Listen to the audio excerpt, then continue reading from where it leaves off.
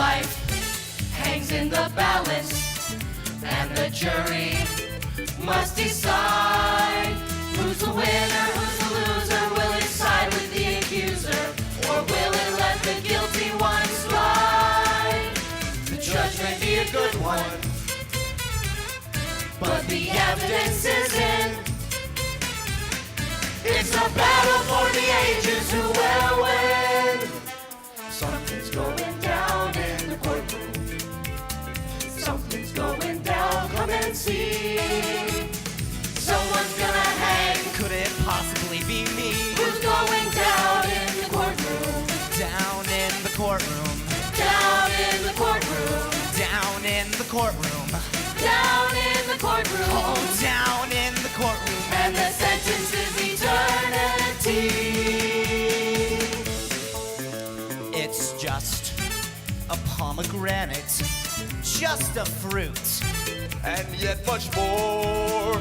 It's a universe attraction, every eye is on the action, and no one's even certain of the score. The gallery looks nervous. Let the arguments begin. It's a battle for the ages, who will win? Something's going down in the courtroom. Something's going down, come and see. Someone's gonna hang. Could it possibly be me? Who's going down in the courtroom? Down in the courtroom. Down in the courtroom. Down in the courtroom. Down in the courtroom. Down in the courtroom. And the sentence is eternity. So everybody, take your place. The time is now, so make your case. Right here in the courtroom. Here in the courtroom, when something, maybe someone's going down. Something's going down in the courtroom. Something's going down, come and see. Someone's gonna hang. Could it possibly be me? Who's going down in the courtroom? Down in the courtroom. Down in the courtroom. Down in the courtroom. Down in the courtroom. Oh, down in the courtroom. And the sentence is eternity.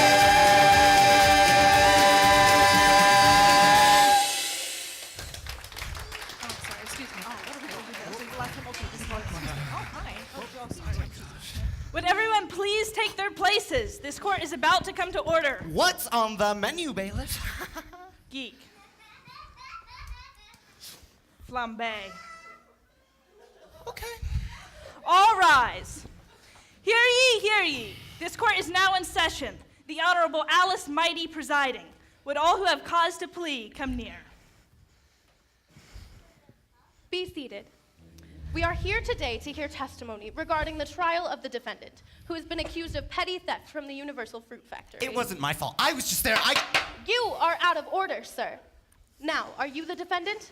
Oh, yes, Your Honor. And your name is? Mr. Everett Body. I see that you're defending yourself, Mr. Body. Yes, Your Honor. I couldn't get anyone else to help me. They said it was a knowing case, but it wasn't my fault. I was just Thank you, Mr. Body. I'll hear opening statements in a moment. Is the prosecution ready? Yes, Your Honor. And you are Mr. Dave Starr? That is correct. All right. Mr. Starr, I'll hear your opening statement. With pleasure. Ladies and gentlemen of the jury. I'm innocent. I am innocent in this matter. Mr. Body, please, sit down. You'll have your turn. Proceed, Mr. Starr. Thank you, Your Honor. Ladies and gentlemen of the jury, we are not here today to discover what kind of man the defendant, Mr. Everett Body, is. We are not here to analyze his personality or critique his character. In fact, the reason that you're here has nothing to do with his character. You are here to decide if this man is guilty of grand larceny from the Universal Fruit Factory, a crime that is worthy of death. It was a piece of fruit, a lousy pomegranate. Mr. Body, please. One more outburst and I'll have to find you in contempt of court. Go ahead, Mr. Starr. You see, ladies and gentlemen, this is a very simple matter. If one breaks the law, he must pay the penalty, despite what kind of person he says he is. Mr. Body did break the law, and he must pay the penalty. Thank you, Your Honor. Mr. Body, I'll hear your opening statement. Yes. Kind people of the jury,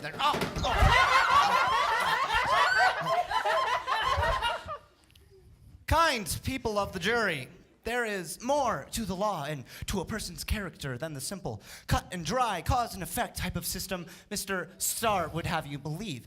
There are reasons, extenuating circumstances, deep emotional and psychological influences that affect us all.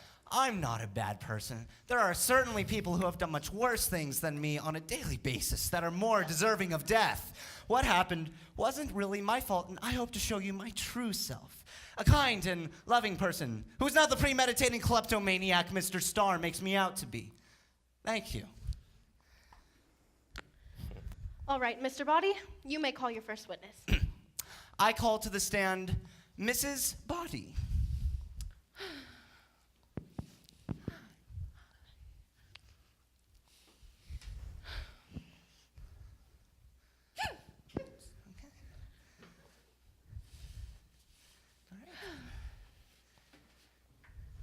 Do you swear to tell the truth, the whole truth, and nothing but the truth, so help you him? Who? God. Oh, yes, of course. Mrs. Body, please state to the court what your relation to me, the defendant, is. Oh, I'm his mother. That's right. Now, Mother, can you describe to the court how much of a wonderful, sweet, loving, caring, pleasant, humble child I was? That wasn't you, Everett. That was your brother, Carl. What? You see, he was the sickly one. He was always walking around the house coughing and wheezing. He sounded like a choking cow with his allergies and all. Thank you, Mother. And a bedwetter. Ooh, we had to put a life jacket on him before he went to bed, and his brother had to sleep in a raft. Mom, the good stuff. Tell them about the good stuff. Well, there were good things about him, too. Everett was the one who always used to help me wash the dishes while the other children ran and watched TV. Aww. He was a neat child, always picking up after himself.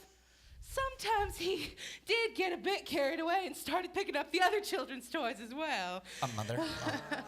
I remember once he took his sister's teddy bear and held it for ransom. That's enough, Mother. We had to pay 2 weeks of her allowance to get it back. Mom, that's enough. No more questions, Your Honor. Prosecution, No questions, Your Honor. you may step down, Miss Body. Oh, thank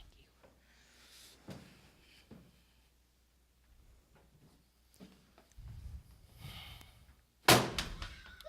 I think you may have dropped this.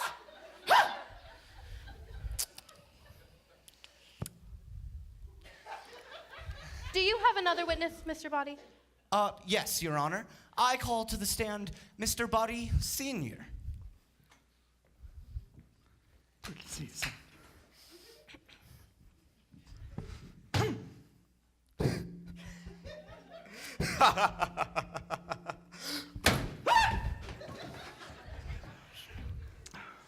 Do you swear to do the same thing she did, so help you him? Who? God. Of course. Now, Mr. Body, please state to the court what your relation to me, the defendant, is. You are my son. I am your father. Right. Now, Dad, we have heard Mrs. Body's testimony as to what kind of a person I was as a child. Can you describe to the court my life in my later years going through school and adult life? Well, as I recall, you were a real scholar. Why, in school, he had straight A's. And he was on the honor roll every semester for all 5 years of high school. Why, he was summa cum laude, Magnum Day Carta, and a Visa Day Charger, all at the same time. Not to mention, started a debate team. Sports, Dad. Tell him about sports. Ah, yes, and what an athlete. Why, he was football all-star every year in college. Yes, sir, my boy's a running back. Why, he'd run for 60, 70, 80, sometimes 150-yard touchdowns. Nothing could stop him. He had that killer instinct, you know. It was kill or be killed for him. Dad. And that spirit carried over to the business world for him, too. Dad, Why, that's enough. if anybody got in his way, you know what he'd do? You know what he'd do? He'd squash right. That's what he'd do. Just like a grape. Dad, that's enough. Nobody got in his way. Women, children, old ladies, he'd squash them all. Dad, that's enough. No more questions, Your Honor. Mr. Starr, No questions, Your Honor. you may step down.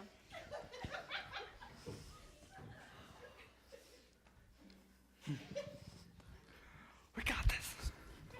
Do you have any more witnesses, Mr. Body? No, Your Honor. The defense rests. Very well. Prosecution, you may call your first witness. Absolutely. I now call to the stand Miss Adinai, Mr. Body's work supervisor. Oh, hi there, Billiam. I see you get a really nice outfit there. That's for you. You're looking nice and young as ever. Hi, would you like one too? Here, that's just for you. Hi, Miss Judge, ma'am, madame. None for you. Okay. Hi. Hi. Hi. I really like that outfit. It's great. I like hats. Hey, is that a hat? I really love it. Excuse me, ma'am. You really need this in your life. Excuse me. Okay. Do you? Yep. Now, Miss Adinai, you are Mr. Body's supervisor at the factory, are you not? I am. And how long has the defendant been in your services? Oh, well, I've actually known him all his life. In fact, his family and I go way back. But it wasn't until the day he asked me for my help that I brought him into the factory. And could you please tell the court what type of employee he is? Oh, well, Everett, well, he's a great worker. Like I said before, I've been working with him for a very long time now, and he's so very dependable and responsible. Ooh, and great and nice and kind and patient. Well, actually, he does have the tendency to be short-tempered at times and maybe a little selfish. But if he sees a need, when Everett sees a real need, he'll do his very best to fulfill it. I mean, of course, we'll still work at his problems and all, but I mean, I believe we can be better. And I think that everybody has the potential to be good. Well, he may have a few decent qualities, but the all-important question is, did he take the fruit? Yes, I'm afraid he did. We even have it all on tape. I'm so sorry, Everett. I wish you could have come to me. I could have helped you. I could have gotten you out of this mess. I'm so sorry. I wish you just came and asked for my help. No further questions, Your Honor. Mr. Body, No questions. you may step down. Goodbye. Ooh. You'll be just fine. You may call your next witness, Mr. Starr. What is this? I now call to the stand the defendant himself, Mr. Everett Body. Run along now, Everett. Do you? Yes. Now, Mr. Body, the question is very simple. Did you take the fruit? Look, there are boxes and boxes of the stuff. Apples, oranges, peaches, pears. Who would miss one pomegranate? Am I right? Did you take it? Yes or no? I'm not a bad person. I don't drink, smoke, or swear. I go to church every week. I pay tithe. Did you take it? There are worse people in the world than me. I am not a bad person right here in this situation. I am a good person. Your personality is not on trial here, Mr. Body. Your actions are. We have heard testimony describing you from childhood to adult life. Character witnesses who, unbiased as they may be, paint you to be a caring, loving, athletic, all-around good guy. But there's another side to you, isn't there, Mr. body. One that's not so pretty, a dark and evil side, the kind that only seeks for itself, a Dr. Jekyll and Mr. Hyde. That's the kind that made you steal the fruit. Isn't that right, Mr. Body? Well, Yes, I stole the fruit. I'm sorry, Mrs. Adonai. I don't know what came over me. Please forgive me. no further questions, Your Honor. You may step down, Mr. Body. Does the jury have a verdict?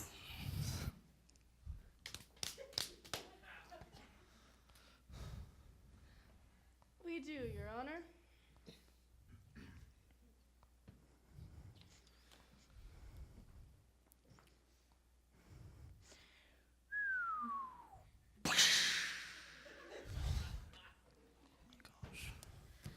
Will the defendant please rise? Mr. Body, you have been found in violation of the 8th commandment of the laws of the Universal Fruit Factory. You have been found guilty of theft, for the law states, "Thou shalt not steal." Bailiff, I demand that you put this degenerate in handcuffs. Your Honor, I ask that we move immediately to the sentencing phase of this trial. For where the law states, "Thou shalt not steal," it also states that the wages of sin is death. Are you certain you wish to execute the sentencing phase of this trial now, Mr. Starr? I am. Mr. Body? Sure. Why not, Your Honor? Better to get it over with. God have mercy on me. What was that? Nothing, Your Honor. I heard you say something, Mr. Body. What was it? I don't see how this is relevant. Sit down, Mr. Starr. Now, what was it you said, Everett? God have mercy on me. Are you simply reciting, or is that a request? More of a prayer, I guess. This is ridiculous. What does a last-minute, half-hearted Hail Mary have to do with the matter at hand? I demand that this man's sentence be executed upon him, Your Honor. And so it shall be, Mr. Starr. But I happen to have a piece of evidence that can now be presented as it relates to the sentencing phase of this trial. Evidence? What evidence? I wasn't made aware of any new evidence. Oh, Mr. Starr, but you were. In fact, you are the one who provided it. Oh, but Your Honor, I wasn't, because I know nothing of what you're talking about. That much is true. Not back in my garden or even now. But let's make things very clear here, Mr. Starr. Everett, come take a seat over on the witness stand. I want this on the record.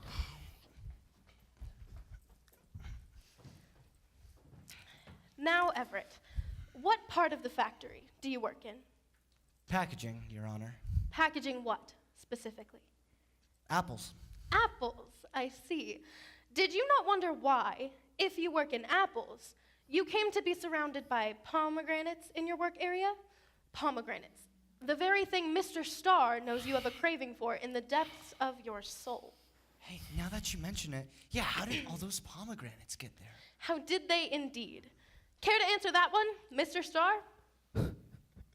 Your Honor, I certainly do hope you're not trying to insinuate that I had something to do with this. Didn't you? So I relocated a bit of fruit. What? That's not a crime. Stealing it is. That is true. You tricked me. You surrounded me with temptation. And you took the bait. Hook, line, and sinker. You pathetic excuse for a righteous worker. You demon! Calm down, Everett. We aren't done yet. Let's take a look at this new piece of evidence. Now, Everett, what is this? It's a pomegranate. Notice anything unusual about it? No, it looks like a pomegranate. Try smelling it. Try tasting it. Hey, it's plastic! It is indeed. You see, Everett, Mr. Starr doesn't have access to any real fruit. His fruit may look real and tempting, but it's all plastic, hollow. It always leaves you empty and still hungry. This is ridiculous. He believed that it was real.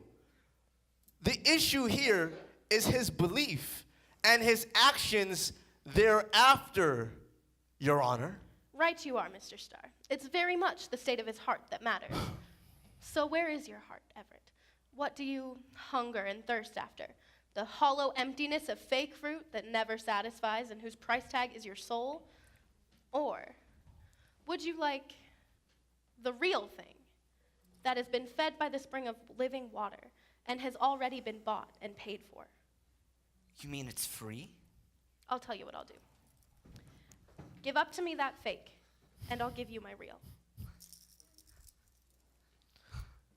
This is ridiculous. This is an outrage. This is a travesty of justice. I will not stand for it. The law states that somebody had to die. He must die. Right you are, Mr. Starr. The law does state that the wage of sin is death. But it also states that the gift of God is eternal life.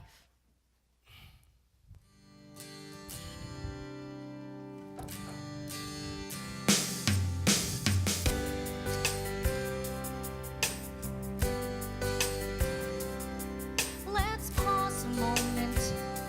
Let's reflect a moment. Let's contemplate the verdict we just got. We itch for tales of justice, for fairness in our plot. But the story isn't fair. And thank you, God, it's not. Don't call it justice. After what our God has done, don't call it fairness. When the Father's only Son bore my guilt, gave me grace undeserved, and took my place. Don't call it justice. Don't call it fairness. Don't call it anything but love.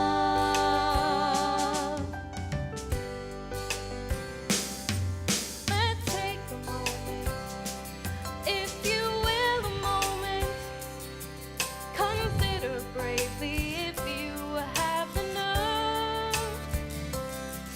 If we all got what's coming, the ruling we deserve, there could be but one fair verdict and a penalty to serve. Don't call it justice.